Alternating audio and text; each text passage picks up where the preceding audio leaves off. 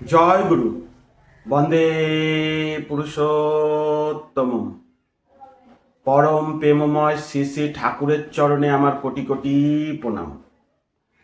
জগৎ জননী শ্রী শ্রী বড়মার চরণে আমার কোটি কোটি প্রণাম।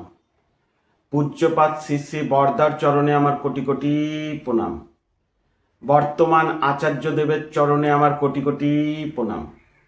পূজনীয় অবিন্দার চরণে আমার কোটি কোটি প্রণাম।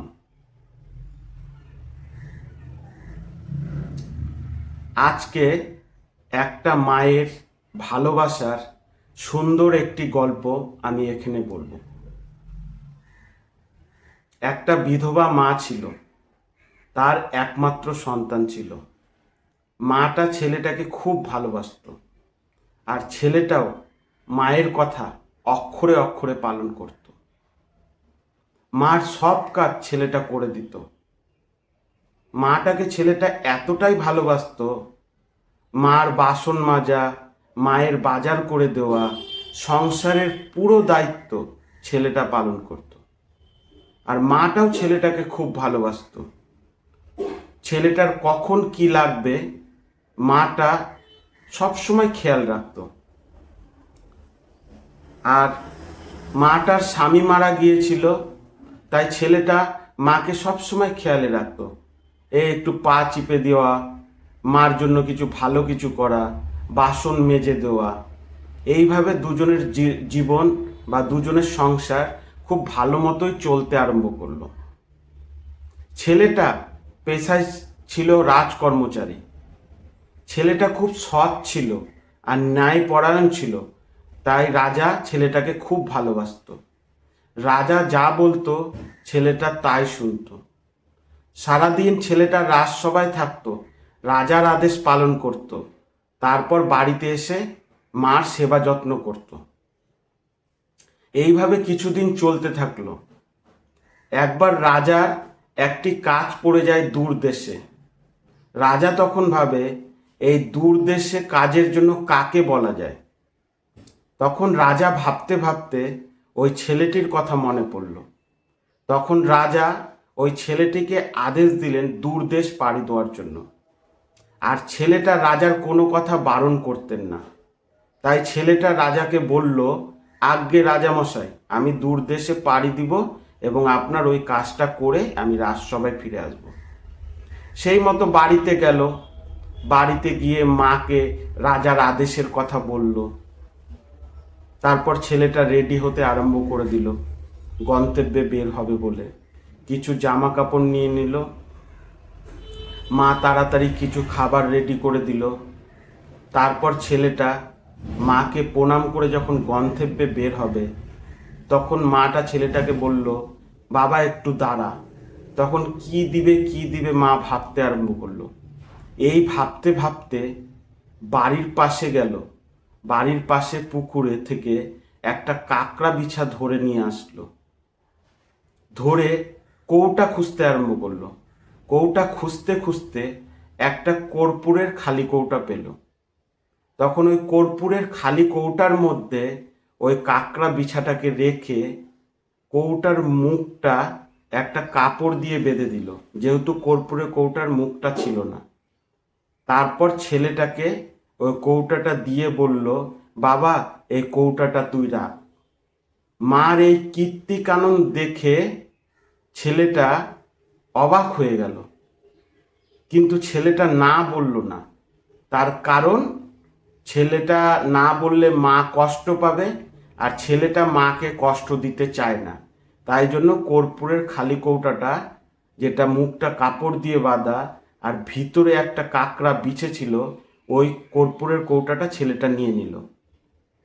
এবার বাড়ি থেকে বের হলো গন্তব্যে বের হবে বলে। আস্তে আস্তে রাস্তা পাড়ি দিতে আরম্ভ করলো। রাস্তা তো অনেক দূর, যেহেতু দূর দেশ পাড়ি হবে। অনেকটা রাস্তা পার হলো, তারপর নদী পার হলো, তারপর বন্দর পার হলো, তারপর রাস্তায় যেতে যেতে একটা বিশাল বন পড়লো। ওই বন দিয়ে যেতে যেতে ছেলেটা ক্লান্ত হয়ে পড়ল এবং একটি গাছের নিচে গিয়ে রেস্ট করার কথা ভাবতে আরম্ভ করলো। এবং রেস্ট করতে করতে ছেলেটা ঘুমিয়ে পড়ল। ওই বনের মধ্যে মানুষের গন্ধ পেয়ে একটা বিষধর সাপ ছেলেটাকে কামড়ানোর জন্য আগিয়ে আসতে লাগলো। ছেলেটাকে যখন কামড় দিবে তখন ওই কর্পূরের কৌটাটার দিকে সাপটা গিয়ে ওই কাপড়ের বারবার ছোবল মারতে আরম্ভ করলো। বারবার ছোবল মারার ফলে ওই কর্পূরের কৌটার মুখে কাপড়টা খুলে গেল এবং কাপড় থেকে একটা কাঁকড়া বিছে বেরিয়ে সাপটাকে কামড় দিল এবং সাপটা সঙ্গে সঙ্গে ছটপট করে ওখানে মরে গেল। অনেকক্ষণ বাদে যখন ছেলেটার ঘুম ভাঙল তখন সে দেখলো একটা বিষধর সাপ তার পাশে মরে পড়ে আছে, আর কর্পূরের কৌটার মুখটা খোলা, কাপড় সরে গেছে আর কাঁকড়া বিছাটা কোথায় চলে গেছে। এই দৃশ্য দেখে ছেলেটার আর বুঝতে অসুবিধা হলো না যে সাপটা তাকে কামড়ানোর জন্য এসেছিল, কিন্তু কাঁকড়া বিছাটা তাকে কামড়ে মেরে ফেল দিয়েছে। মার যেই সিদ্ধান্ত ছেলেটার পাগলামো মনে হয়েছিল, আজ মায়ের ওই পাগলামোর জন্যই ছেলেটা প্রাণে বাঁচল। মায়ের ভালোবাসা এরকমই হয়। মায়ের ভালোবাসার কথা মনে পড়ে ছেলেটা কাঁদতে আরম্ভ করলো।